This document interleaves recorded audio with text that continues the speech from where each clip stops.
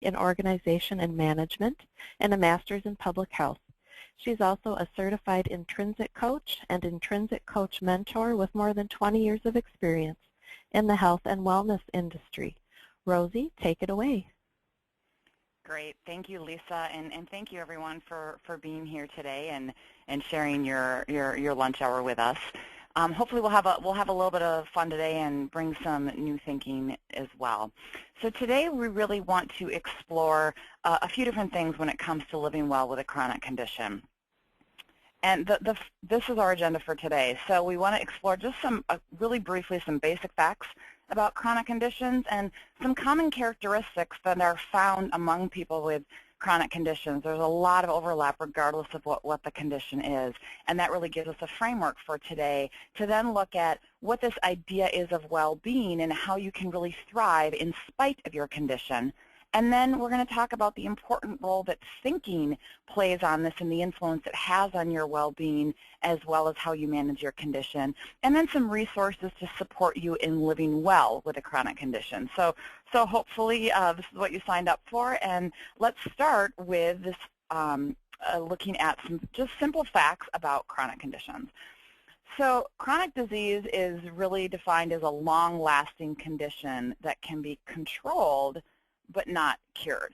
So there are many, many chronic conditions, and you see some examples here, such as heart disease or diabetes, cancer, asthma, arthritis, depression, etc. And so this is what we're really talking about with a chronic condition, that it can be managed very well, but it's never usually going to completely go away. So why are we devoting time today on chronic conditions? Well, because approximately 133 million Americans, which is nearly 1 in 2 adults, live with at least one chronic illness. And about 91% of older adults have at least one chronic condition, and 73% of those have at least 2 chronic conditions. So this is very widespread and impacts a broad part of the population. And in addition to the large numbers of people living with chronic conditions, approximately 1/4 of those people experience significant limitations in their daily activities. And while we typically think of chronic conditions impacting older adults, as we see here, 91% of older adults have at least one condition, chronic conditions also affect people of all ages and are now recognized as a leading health concern of the nation. Chronic conditions are even impacting children at a greater rate. The percentage of U.S. children and adolescents with a chronic health condition has increased from almost 2% in the 1960s to more than 7% in 2004. So while the overall number may not be huge, that's a pretty dramatic increase. So we're hopefully, there's something for you. So whether you have a chronic condition yourself, or maybe you live with or support someone or care for someone who has one, odds are that chronic conditions impact all of us in one way or another. So with that being said, now that we know how many people are actually impacted by chronic conditions, let's spend a little time looking at some of the common characteristics people with these conditions experience. So you see this list here, and the first common characteristic is chronic inflammation, which I'm going to talk more about in just a couple of minutes. The others that are listed here, so depression, fatigue, physical limitations, stress and anxiety, pain, and poor sleep, they certainly can be caused by many chronic health conditions. However, the health condition itself is not the only cause of pain, fatigue, shortness of breath, and these other symptoms. And if you think about it, each symptom can actually contribute to the other symptoms, and they feed off of each other and can make each other worse. So let's say, for example, that I have depression, and as a result of my depression, I may have more fatigue and anxiety, and as a result of my fatigue and anxiety, that leads to poor sleep. And as a result of poor sleep, I may have more pain. And so this vicious cycle starts to ensue, blaming many problems on the condition where really they're kind of building off of each other, and they may not all be directly related to the condition, but they definitely interact with each other. And so as a result of this vicious cycle, many people with chronic conditions experience what we would call difficult emotions. These difficult emotions are things like frustration, anger, fear, worry, and more. So you hear this a lot, frustration about the limitations of my body doesn't do what it used to do. Fear of, is it going to get worse? Fear of what's going to happen here. What if this condition returns or worsens? Worrying about, well, how might this going to impact my family? What's going to happen with my livelihood? I mean, just the list goes on and on and on. So these are the difficult emotions that tend to accompany these characteristics, these symptoms, if you will. So let's spend a few moments taking a closer look at this very common characteristic of dealing with difficult emotions. So many times when we experience difficult emotions, we don't stop and hit the pause button, so to speak, to think of what the cause may actually be. And we'll talk more about that in a little bit. But for now, if you can start to look at what is causing or maybe what is contributing to you feeling frustrated, angry, worried, etc., it helps to see that it's not all related to your condition. So, for example, let's say that you are regularly frustrated and therefore you're impatient. If you stop to look at what the source of your frustration is, perhaps you realize that you're frustrated because you can't do the things you used to do or like to do because of pain or other limitations related to your condition. And then not knowing if you're going to get worse or not causes you to worry on top of that. Well, once you've identified your difficult emotion or emotions that you experience regularly, you can start looking at what you're wanting for yourself when you experience that emotion. And then you can have some tools in your toolbox to handle or cope with that emotion. So you look at, in those moments when I am feeling frustrated, what am I wanting in that moment?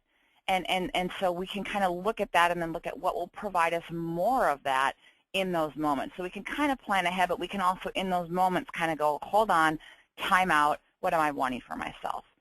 So let's say that I realize that in those moments when I am feeling the most frustrated, what I'm really wanting is a sense of calm. And now that I've identified that is what I'm wanting, I can start to think about the things, people, and resources I have that can help bring me a greater sense of peace and calm. Maybe, for example, it's closing my eyes for a few minutes and picturing something like this. Maybe that's not calming to some of you, but that just spoke calming to me. Maybe it's listening to a certain song. Maybe it's doing some deep breathing and relaxation exercises, or going for a short walk, or getting out into nature. We all have things that kind of help us manage. So if I'm feeling frustrated, if what I'm wanting is calm, there are lots of things and resources and tools and people that can help support me in finding a greater sense of calm. So just like pain and fatigue are a normal part of many chronic conditions, so are these difficult emotions. So recognizing them and paying attention to our thinking can do wonders for living well with a chronic condition. And we are going to talk more about that in a little bit.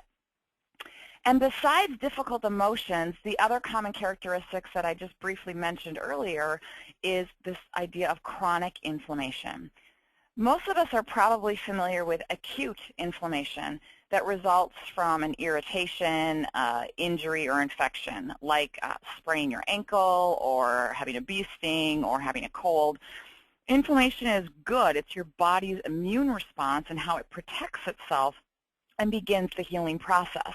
So it results in pain, might be swelling, redness, sometimes loss of movement or function. It's all designed that way so your body kind of has to slow down and stop and heal. However, when inflammation remains at this constant low-level physiological response, it starts to become chronic. It's kind of like starting a small fire initially to keep you warm, but the fire doesn't get put out, and it starts growing and growing until all of a sudden it's an out-of-control wildfire. So the other way to think about this is that chronic inflammation is like this raging fire inside of you, and your body no longer has the ability to turn off the inflammatory response, and it starts damaging healthy tissue in your body. The fire just takes over. So it could damage the intestinal lining in your gut and cause digestive problems. It could damage the arteries in your heart and cause heart disease. It could damage your joints and cause rheumatoid arthritis, and the list continues. So chronic conditions that are associated with chronic inflammation include a wide variety, just some of them: cancers associated with chronic inflammation, diabetes, cardiovascular disease, arthritis, neurological diseases including depression, allergies, and also autoimmune diseases like MS, lupus, ulcerative colitis, Crohn's disease, and rheumatoid arthritis. And I could continue. So let's look at some of the common causes of this excess inflammation, since it is such a big piece and the common ground for so many chronic conditions. There are many things that can contribute to chronic inflammation in the body and can aggravate chronic conditions. That said, there are 3 contributors that are the most common that I want to touch on today. The first is carrying excess weight. And one common cause of extra inflammation is this carrying excess weight, but particularly where we carry it, in the abdomen. Abdominal fat is more metabolically active than the fat in the lower half of your body. So the fat in the abdominal region tends to go deeper, and it's called visceral fat, and it infiltrates organs, it infiltrates the liver, kidneys, your pancreas, and your intestines. And these fat cells tend to be more active in producing hormones and chemical messengers that cause inflammation throughout the body. The hormones and chemicals that are produced by the abdominal fat can affect nearby organs, particularly the liver. And so what the fat does is it basically drains directly to the liver, and it's associated with increased fat within the liver, which is also a risk factor for insulin resistance. And this sets the stage for type 2 diabetes. Here's another way to look at what happens with excess abdominal fat to try to explain this. So insulin is the chemical that is produced by our pancreas that allows glucose, which we get from carbohydrates, to enter into our muscles and fat cells, and we need that. But somehow the presence of having excessive abdominal fat triggers an overload of fatty acids, which are the building blocks of fat, that cause these cells to become resistant to the insulin. So when you hear insulin resistance, this is what's happening. The result is that not enough glucose can reach the cells, some of which end up becoming weaker or die. And so 2 common syndromes which include this idea of insulin resistance are the metabolic syndrome and type 2 diabetes. And so once cells have become insulin resistant, then the table is set for hypertension or high blood pressure, heart disease, and stroke.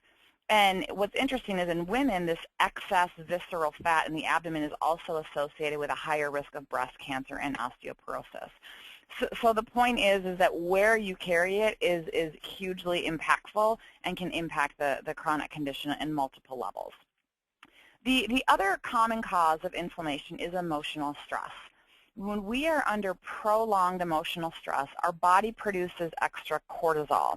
And cortisol is really your fight or flight hormone that kicks in from our adrenal glands when we perceive a threat.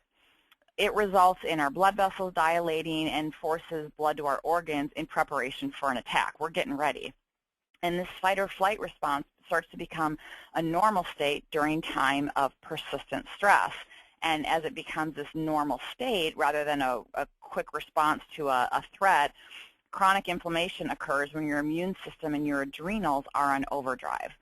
And although it's not a proven medical condition, many in healthcare, particularly in complementary and alternative medicine, refer to this idea of adrenal fatigue theory, which describes how our adrenal glands work poorly in people who are under this constant mental, emotional, or physical stress. So if your life is too stressful, your adrenal glands may not pump out enough hormones, and you have too much cortisol. And as I mentioned a little earlier, stress is one of those elements that also frequently leads to those difficult emotions and creates challenges for bringing our best thinking forward, which, again, I will talk more about in a little bit. The third common contributor to or cause of inflammation is our diet, and particularly having a poor diet. Our diet has a huge impact on the amount of inflammation in our body.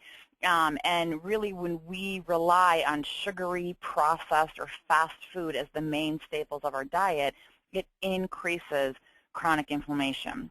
And when our metabolism and GI tract are overworked, trying to metabolize these things, chronic inflammation often occurs.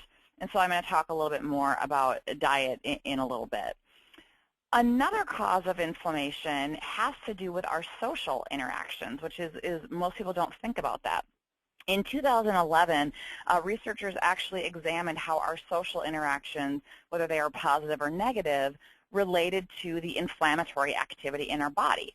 And how they did that was they measured these communication molecules that are known to promote the inflammatory processes.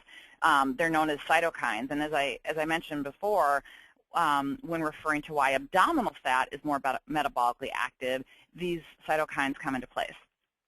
The researchers in this study found that negative and competitive interactions with other people were related to this pro-inflammatory activity of these molecules. So the point being that even the quality of our social connections may also play an important role in the inflammation of our bodies. So it's not as cut and dry as we sometimes like to think. And so although I will touch on more specifics of some of these in a little bit, since we're talking about the important role inflammation has on chronic conditions, I want to just briefly touch on some of the key things that help our bodies fight inflammation. The first is something called omega-3 fatty acids. Omega-3 and omega-6 are essential fatty acids. What this means is that our body cannot make them on our own, so we have to obtain them from our diet. Omega-6s are pro-inflammatory, while omega-3s are anti-inflammatory. The problem is that most modern diets, particularly in this country, have really few sources of omega-3. Omega-3 good sources mainly come from cold water fish such as salmon, as you see pictured here, also sardines, herring, mackerel, black cod, and bluefish. And so it's recommended to eat at least 2 servings of fish every week, but many people don't. By contrast, sources of omega-6 fatty acids are very vast and numerous in modern diets and in this country, as I just mentioned. And so we find them in seeds and nuts and oils extracted from them. Refined vegetable oils like soy oil are really the most common that are used in snack foods, the processed foods like cookies and crackers, and the sweets that are very, very readily available in the American diet, as well as fast food. What's interesting is soybean oil alone is now so widely used in fast food and processed foods that they've estimated that about 20% of the calories in the American diet are estimated to come from this one source of soybean oil. So the point is that we need both omega-3s and omega-6s, but the typical Western diet has way too many omega-6s relative to omega-3s. And again, I'll build on that a little bit more in a bit. Fruit and vegetables are another great inflammation fighter. Plants are by far your best inflammation fighting bet. They're full of tons of anti-inflammatory elements. And again, I'm going to talk more specifically about anti-inflammatory eating in a moment. Another inflammation fighter is physical activity. Particularly 45 to 50 minutes of moderate exercise most days of the week can dramatically reduce inflammation. And I'm going to talk a little bit more about physical activity as well. And then another thing that is really important is boosting your mood. As I just got done talking about, lowering stress and getting treatment if you do have depression and anxiety, and making sure you're managing that condition well with your healthcare team can help reduce the inflammation and the extra cortisol. And so again, omega-3 fatty acids, eating lots of plant-based food and fruits and vegetables, getting moderate physical activity, and really boosting your mood, which is a lot of stuff that's just good for overall living anyway, but these are really important things that can help fight inflammation. Another way that we can look at this is to realize that every choice we make in our life basically essentially does one of two things. It either contributes to and increases inflammation or is pro-inflammatory, or it reduces inflammation and is anti-inflammatory. So for example, if you are working 60, 80, 100 hours a week at a stressful job with no sleep, that's going to be pro-inflammatory. If you eat a highly processed diet filled with sugar and omega-3 fatty acids, also pro-inflammatory. If you drink several beers at night, that's also pro-inflammatory. On the other hand, if you eat fish or take fish oil, that's going to be anti-inflammatory. If you are getting at least 8 hours of quality sleep, that's also going to be anti-inflammatory. If you avoid processed foods, also anti-inflammatory. And so years of making pro-inflammatory choices add up to this chronic inflammation. So it's not something that just happened overnight, but hopefully you can start to see that really almost every choice we make is either going to increase the inflammation or help fight it. And when we're dealing with a chronic condition and chronic inflammation is part of it, we want to pay much more close attention to whether we are contributing to it or fighting the inflammation that already exists too much in our body. So now that we have a framework of looking at our choices as being either pro or anti-inflammatory, let's look at how all of these pieces fit together and determine whether or not you are able to thrive in your overall well-being. Two leading researchers from the Gallup organization teamed up a couple of years ago and did research in 150 countries. And what they found is that there are 5 universal elements of well-being that you see listed here. The first is career well-being, and that's really liking what you do each day and having meaning and purpose in your work. And so if you're not working, no longer working, retired, it's kind of where you're spending your time and in place of work. And does that have meaning? Does it have purpose for you? Social well-being is having good, strong relationships and love in your life, and I already talked about the importance of those social connectedness when it comes to inflammation. Financial well-being is how well you are managing your economic life, and it really is more about having a sense of financial security than traditional measures of wealth. Physical well-being they define as having enough energy, both physically and mentally, to get things done each day that are important to you. So it's looking at it perhaps a little more broadly than we usually think of when we think about physical health or physical well-being. And then community well-being is feeling connected to the community where you live. And what they found is that each of these areas is interrelated. You can't focus on one area without impacting another area. Yet, our typical approach to well-being is really fundamentally flawed. We think we can just isolate and focus on one area of our lives, usually in the nature of health coaching or health and well-being. It's the physical well-being.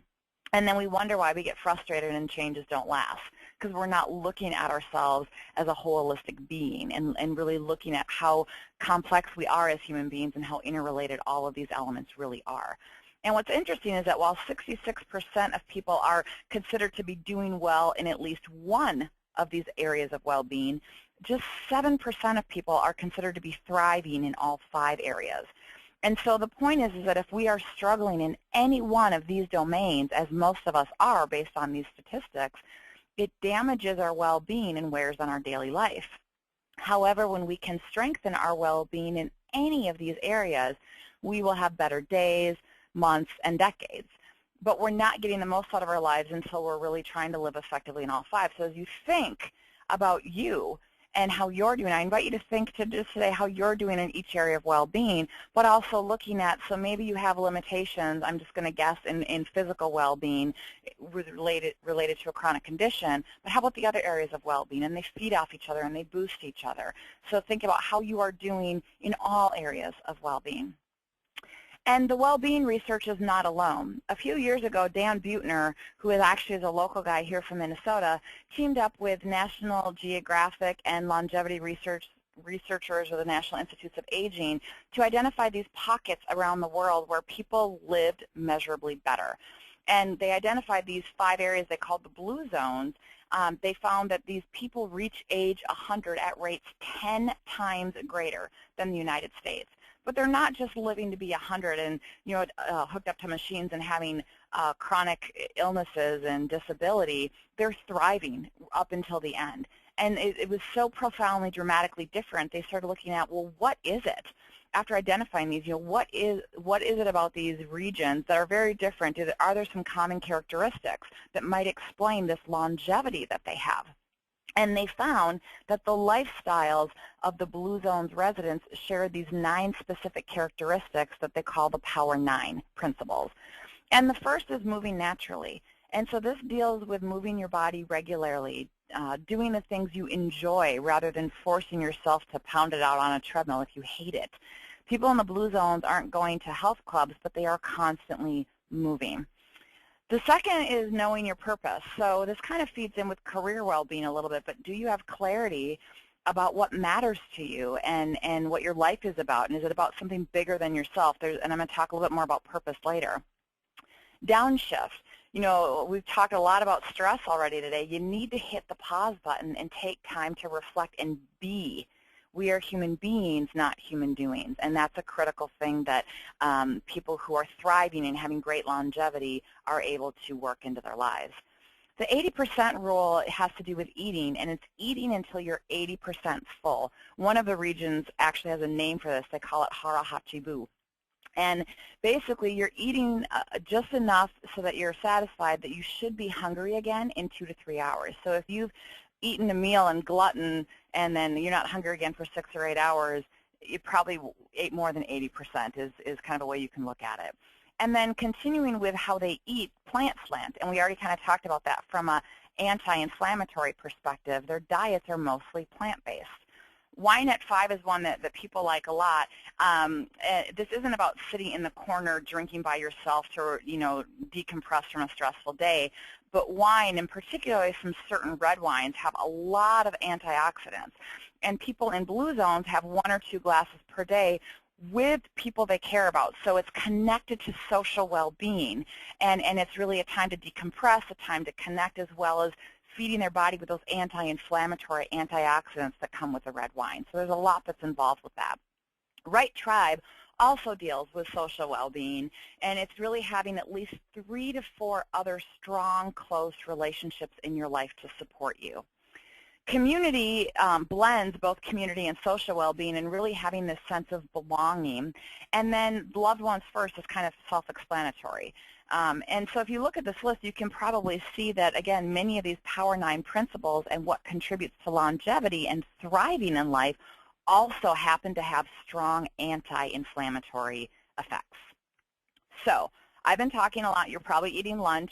I'm assuming nobody's driving. You're somewhere where you can kind of pause. So I invite you to just take a moment and close your eyes if you can, or soften your gaze.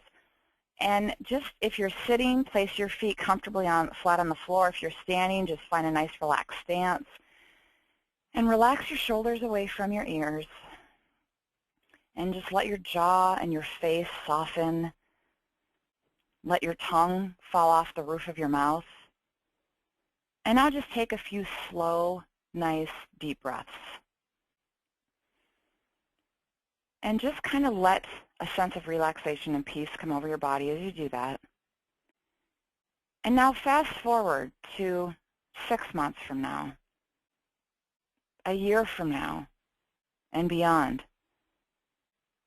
Think about what your best possible future looks like for you, considering your whole self, considering all areas of well-being.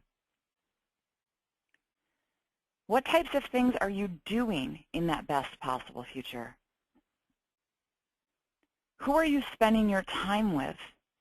And what are those interactions like? How are you feeling in that best possible future? And perhaps most importantly, since we are human beings, not human doings, who are you being in that best possible future? And just sit with that for a moment and notice what comes up for you, what you see, what you experience. And then I invite you to open your eyes and keep that in mind as we kind of continue forward. Keep that best possible future in front of you just a little bit and see if any of these other pieces align with that. So let's talk about anti-inflammatory eating. I mentioned it briefly, but this is a really powerful piece that we have control over. We may not have control over our condition, but we have control over our actions, and eating is one of those. And so our mindset and being able to see beyond any current pain or limitations is really powerful in supporting you to be able to thrive in spite of having a chronic condition. And we will talk about that more shortly. And so as we revisit the foods that are anti-inflammatory and look at them a little more closely, I just want to mention that, the research is definitely growing in this area, but it's still kind of mixed on the exact impact anti-inflammatory eating has on certain chronic conditions. That said, the guidelines for eating an anti-inflammatory diet or anti-inflammatory eating also happen to be aligned with what we just know in general is a healthier way to eat, regardless of what your health condition is. And so proponents of anti-inflammatory eating say that it can reduce heart disease risk, keep existing cardiac problems in check, reduce blood triglycerides and blood pressure, and also soothe tender and stiff arthritic joints. But experts concede that anti-inflammatory eating is more effective for some health problems than others, and that the scientific evidence, again, for the disease reduction benefits of this eating is still being gathered. But, again, there's merit in going through it. So let's talk about what anti-inflammatory eating looks like. I already touched on one of these, eating lots of fruits and vegetables. Many fruits and vegetables are really rich in what's known as phytochemicals, which are natural chemicals found in plant foods, and they are believed to help reduce inflammation. So rule of thumb, half of your plate, fruits and veggies, and mixing it up throughout the year, so trying to eat in season and those types of things, it really helps reduce inflammation. We also want to minimize saturated and trans fats. Trans fats aren't used as much anymore, but there's still a lot of saturated fat in our diets, as well as processed foods. I talked about omega-3 and omega-6 fatty acids, and I already mentioned that the American diet includes far too many foods that are rich in omega-6 fatty acids, which are found in processed and fast foods, and far too few foods that are rich in omega-3 fatty acids. So when that balance becomes out of whack, inflammation can set in. So we want to really look at getting more omega-3 fatty acids. So you see cold water fish here, you see some walnuts, you see some sardines, you see some flax. So making sure we're adding those in to counterbalance the excess omega-6. The other is eating whole grains.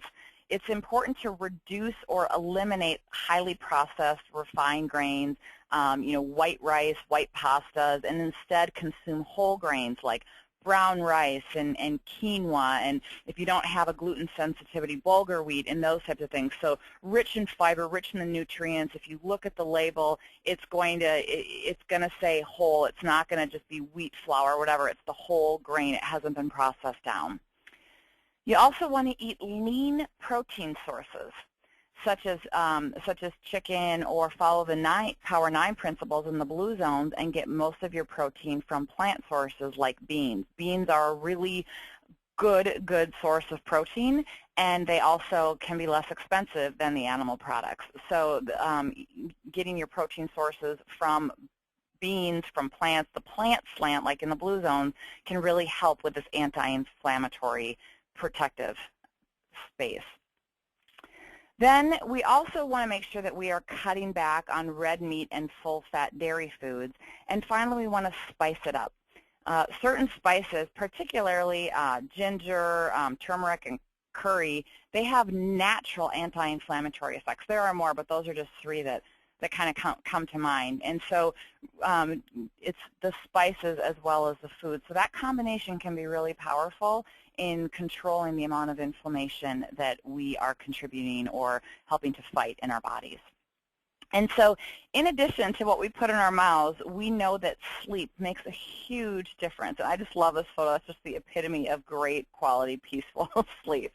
And sleep, we know, is extremely important for everyone, but especially if you have a chronic condition.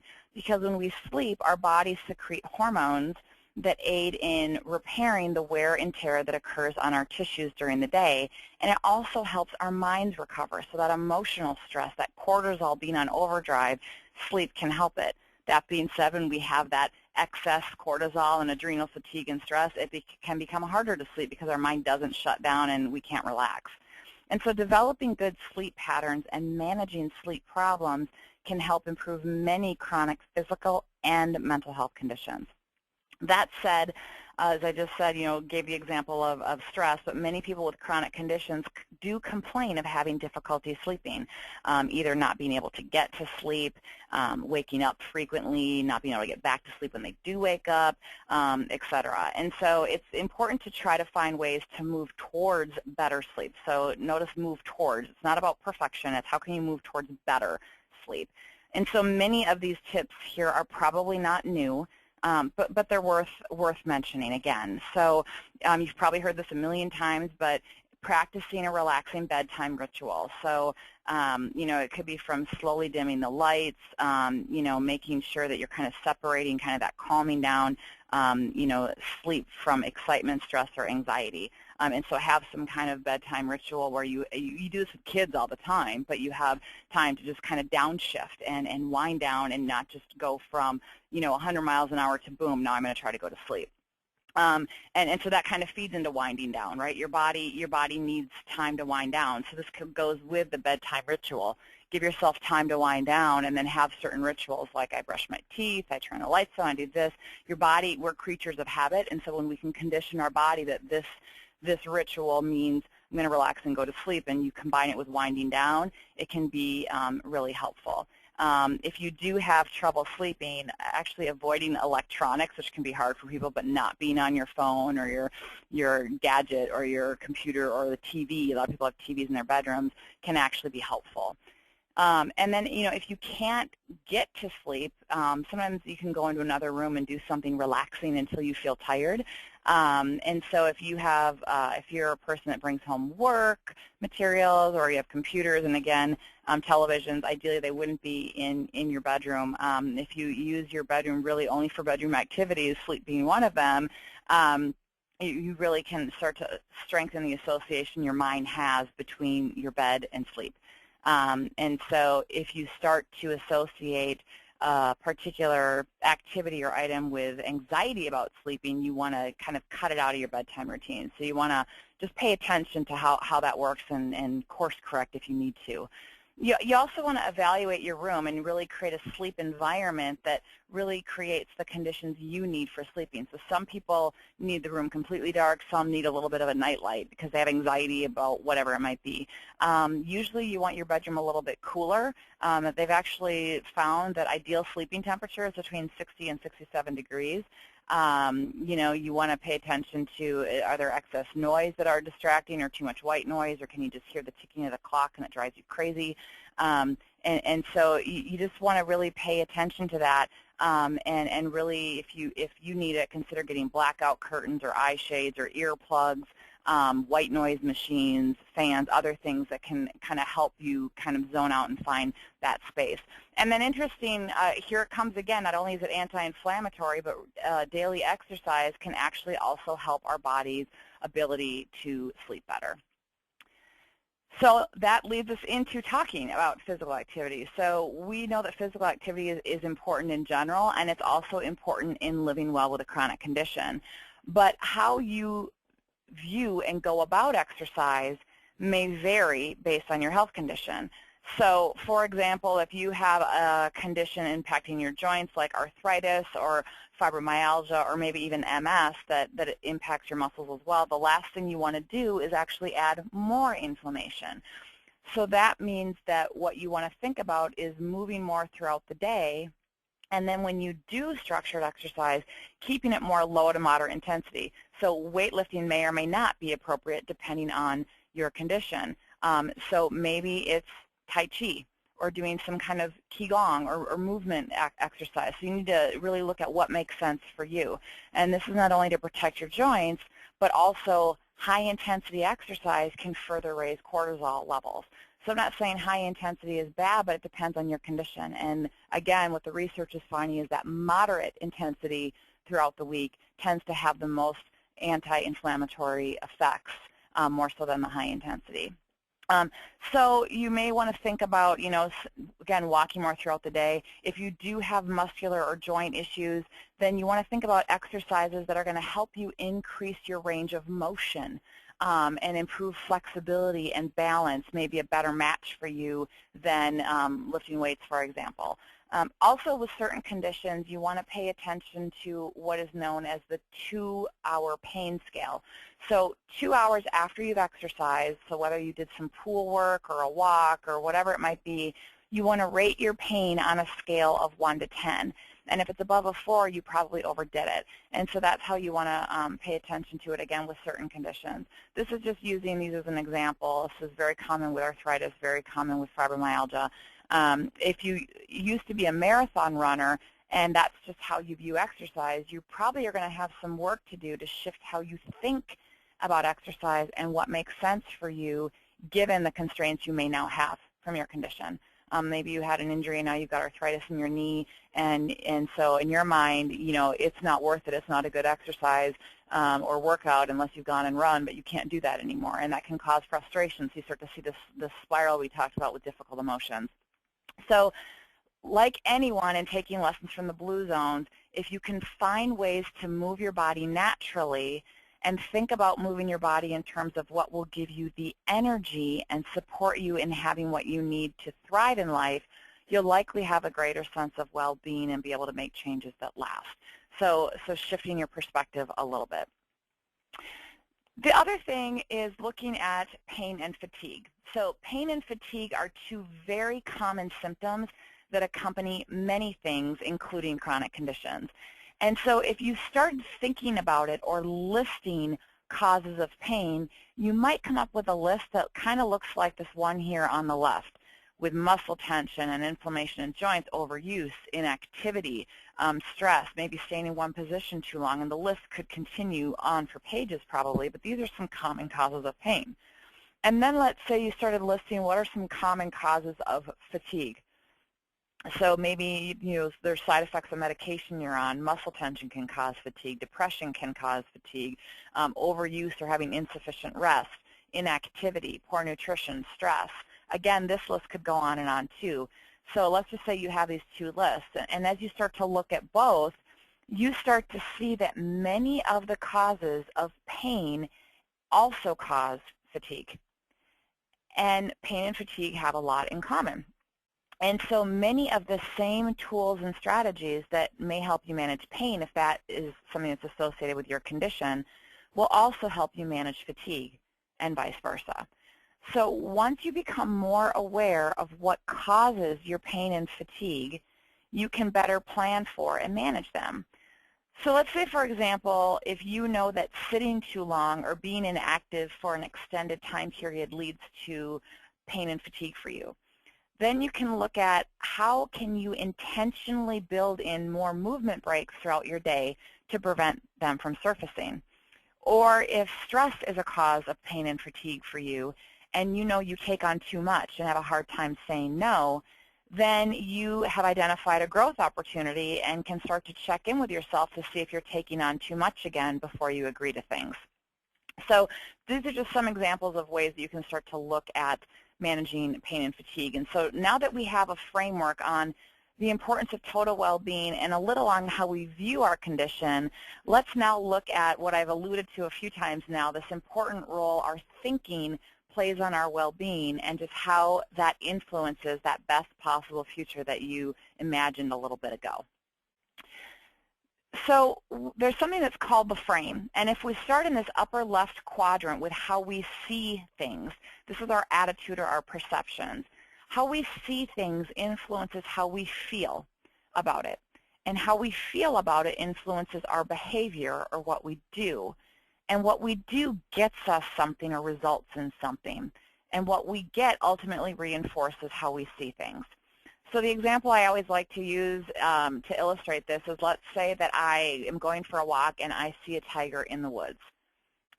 How am I very likely to feel over here? Probably very afraid. And if I'm afraid, what am I likely to do? Probably run like nobody's business. And as a result of running, what am I going to get? I'm going to be, escape the tiger. I might get an adrenaline rush. There's all types of things I may get. And that's going to reinforce, holy moly, I can't believe I just saw a tiger. On the other hand, if I don't see a tiger but I see a cardboard cutout of Tony the tiger, I'm probably going to feel different. I might be amused, perplexed, all kinds of things, but probably not scared. And so my actions are going to be totally different. both are relevant. Both of what we do or our actions are relevant and totally justified given how we see the situation. But the point here is that our typical approach is to jump to the do and try to change behaviors. But behaviors are really a manifestation of our underlying thinking.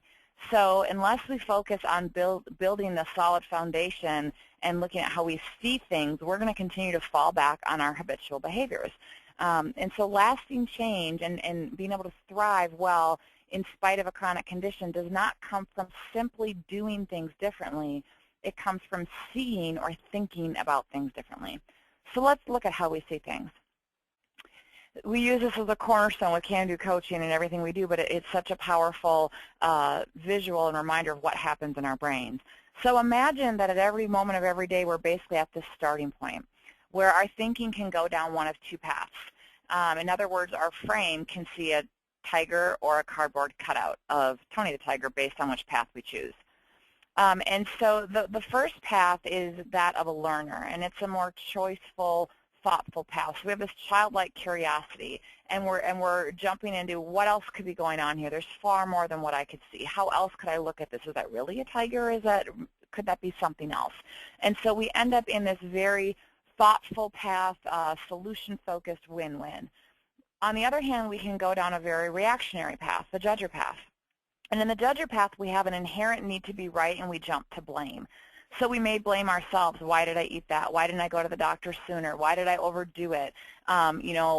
Whatever it might be. So we blame ourselves about our condition or the things that we do. We may blame others. Maybe this is getting on the judger path about our condition, as we talked about earlier with difficult emotions and blaming our condition for everything and why did I have to get this and blah, blah, blah, blah, blah.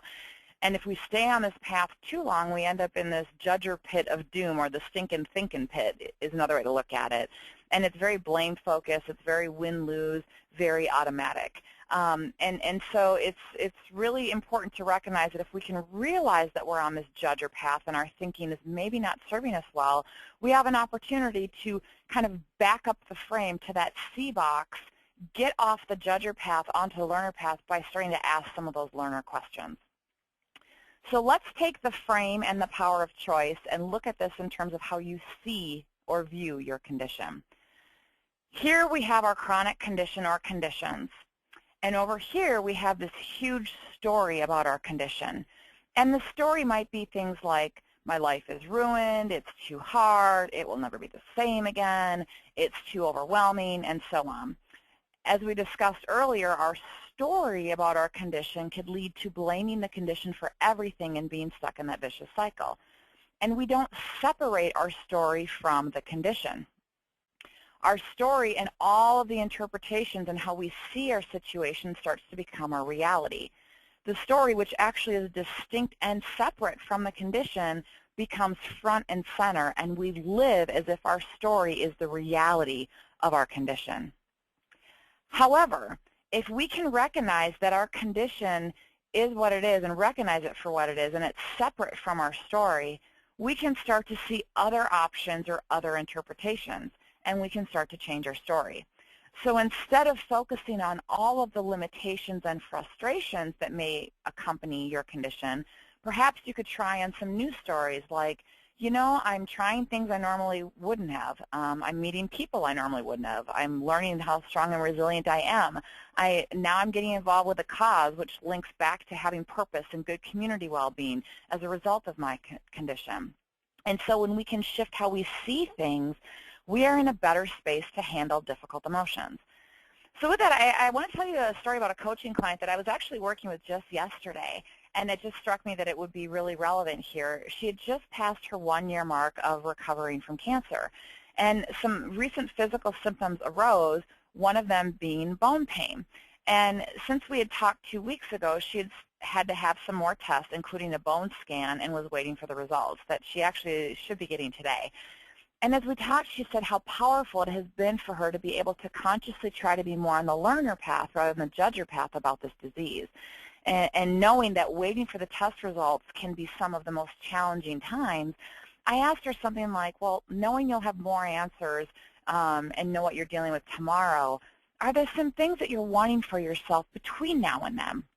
And she was able to pause and see that instead of unproductive worry, She wanted to just be fully alive and present with her family this evening, so that was last night, and maintain this sense of calm, and I can do this, whatever it is. And she said, heck, I beat cancer once. I was so struck by the power of her choosing to go to a different place in her thinking and see her situation in a way that better served her. So, again, that ties back to being able to better deal with difficult emotions. And so another example of changing the story, Viktor Frankl was a neurologist and psychiatrist from Vienna, Austria, and during World War II, he spent 3 years in various concentration camps. And in 1946, he wrote a book called Man's Search for Meaning that chronicled his experience in an Auschwitz concentration camp in World War II, and really what his psychotherapeutic method was, which was helping inmates, helping concentration camp victims, if you will, identify a purpose in life to feel positive about, and then really imagine that outcome. So kind of like that imagine your best possible future exercise I did with you a little earlier. And Frankl concluded from his experience that a prisoner's psychological reactions are not solely the result of the conditions of his life, but from the freedom of choice he always has, even in severe suffering, the choice to see things in a different way that serves them well or doesn't. And when the prisoners would lose hope or be stuck on the judger path, so to speak, they were more doomed.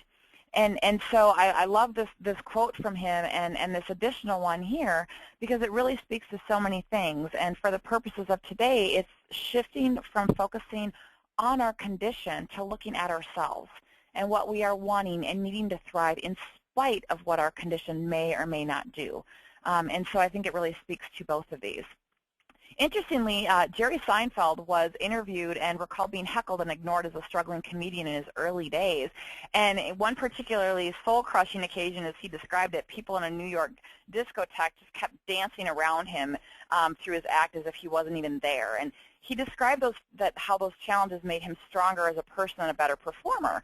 And he said, I don't mind suffering because you suffer in all things, in work, in relationships, and whatever else you do. He says, unless you're eating ice cream, you're suffering. I'd leave it to Jerry Seinfeld to put it in those terms. But with thinking about the difficult emotions that tend to come along with chronic conditions, I thought this was just another great example of how shifting thinking and how we see things can be so powerful. And I was so struck by that in my coaching client yesterday, who was choosing not to see potential suffering and not sit in a space of suffering while she awaits test results. So life happens and is not always kind, but misery is a choice. And one more example, and then we'll move on from this, but of the power of changing your story and how that relates to your longevity and overall well-being comes from a psychiatrist named Bessel van der Kolk. And he does work with trauma and traumatic stress, and started working with Vietnam vets suffering from post-traumatic stress disorder. And the vets that were able to change how they saw that whole experience, letting go of it over the years and recognizing it as what it was, a past traumatic event, but not a current and ongoing thing, not being so ruled by their traumatic memories and being able to separate what happened from their story about what happened, were able to really move forward and thrive in life. But those that weren't struggled. And so, so you see several examples of the importance of putting things in a perspective and doing the work to see things differently. So now let's take this down to a practical level. If you see eating anti-inflammatory foods and having regular physical activity as something unachievable, as life-limiting, irritating, and so on, the chances that you're going to be able to do the things that will allow you to thrive is pretty slim. But if you can shift how you see caring for yourself and your condition, it becomes less about should and have-tos, and it's hard and all of those things, and more about you being in the driver's seat and designing your life. And this becomes really important because as human beings, we are powerfully pulled towards immediate gratification. We want to lose weight yesterday. We want our treatment plans and medication to work now, and we hate change even if it's good for us. And in coaching, we call this phenomenon the gremlin. It's the part of our brain that wants immediate gratification, likes the status quo, etc. But the beauty of the gremlin is once we become more aware of our thinking, it ceases to have the power on us it once did. So we can pause and ask ourselves, is this coming from my best thinking, or is this coming from my gremlin? So keeping in mind that your condition, like life, is ever evolving, your gremlin may have you assuming your condition will always be a certain way. However, your treatment plans may evolve based on how you're doing and what your condition is. So we need to be open to flexibility, and the gremlin will fight us on that. And so in our final few minutes, now that we have a framework on the importance of thinking and all these things, let's look at resources that can support you. Perhaps the most important resource is your healthcare team. We frequently hear from people with chronic conditions that they are frustrated with maybe the treatment or the medication. Either they don't like how it makes them feel or they don't feel any different. But rather than talking to their healthcare provider and their teams, they just stop taking the medication or self-adjust how they take it. Sometimes if we're on the judger path, we may not even share everything with our healthcare team because we think we'll come across as complaining or whining, or we just assume it's part of the condition and it doesn't matter. Or other times we may not be getting what we need from our healthcare team and need to speak up. The point here is that open communication with your healthcare team is so critically important in understanding and managing your condition. And if you have a provider on your healthcare team that is stuck in old thinking and not supporting you in the way you need, you have a right to find someone to better meet your needs. But you have to be clear about what you're wanting first in order to ask for what you need and to find people who will round out your team. So you get to be in the driver's seat of your life, not a passenger to your condition or your healthcare team, but it is still a partnership.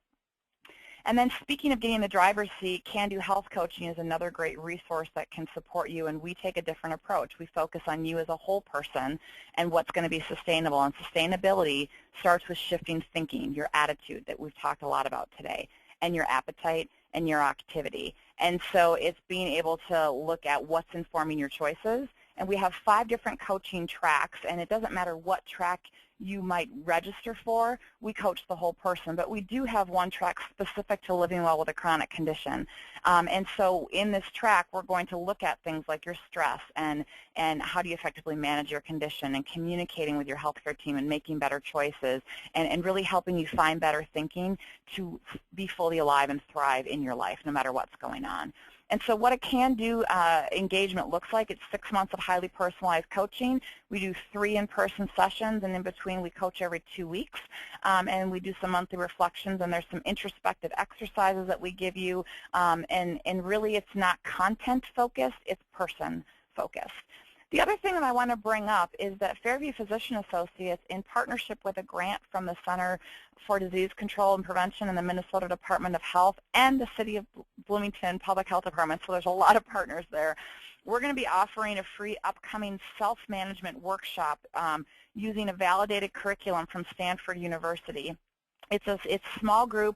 It's a peer-led workshop for 6 weeks, 2 hours a week for 6 weeks, as you see, starting on October 16th from 4 to 6 p.m., and it's going to end just before Thanksgiving. And so this is free. In this 6-week workshop, you're going to learn how to manage symptoms like pain and fatigue, discover new healthy eating and physical activity choices, understand treatment options, learn better ways to communicate with your healthcare team and your social network. You get support from each other, so it's a peer-led, peer-facilitated group, and you really learn to lean on each other and really start to take on your condition. So it's a little more tactical. It very much complements our one-on-one coaching.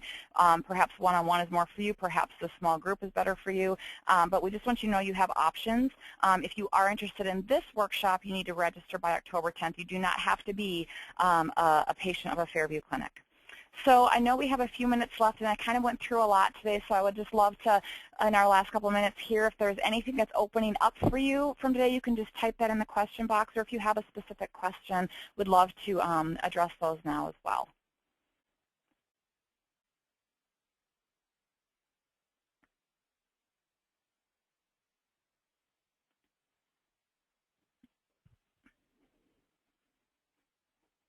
So we'll just give it a minute. Okay, Rosie, it looks like we've got a couple questions coming in. Okay. The first question is, where are the in-person coaching sessions held? The in-person coaching sessions are held all over the metro. So our offices are near Southdale Hospital in Edina, and we certainly coach here. But this morning I was just up at the Maple Grove Clinic. We've gone up to Princeton. We've gone up to Blaine. We've gone to Minneapolis. We've gone down to Eagan and Burnsville. So we try to really work with you to make them as accessible as possible. And if we would like to at least meet once in person, but if the other two, for whatever reason, it's not working, we could also do Skype. understand the winter, Okay. if you have a chronic condition, it can be hard to get out sometimes. So. Mm-hmm. And then another question is, if I choose to enroll in the chronic condition track, how soon can I get started? That's a great question. It really depends on your availability and the coach's availability. In most cases, we can get people in within 1 or 2 weeks. It depends on time of day and where you need to, because the first session is 90 minutes. So if you're able to come here to our offices in Edina, you know, there's not a lot of extra time, so we only need to find a smaller block on our part. If we need to travel, we need a longer block. So it really just depends on time of day and how that meshes with the coach schedule, but it's pretty rare that we can't get someone in within 2 weeks. Okay. Well, I'm not seeing any more questions, so I guess we will close with that. We want to thank you again for joining us for today's webinar. In closing, please remember to complete the webinar evaluation survey that you will receive via email. We would appreciate your feedback on today's presentation. Everyone who completes the survey will receive $50 off Can-Do Health Coaching Services. And if you're ready to start with Can-Do Health Coaching, look for the enrollment link in the follow-up email. On behalf of Rosie and the Can-Do team, we'd like to invite you to our next Can-Do webinar, which will be held next month on October 10th. Thanks again for joining us, and have a terrific day.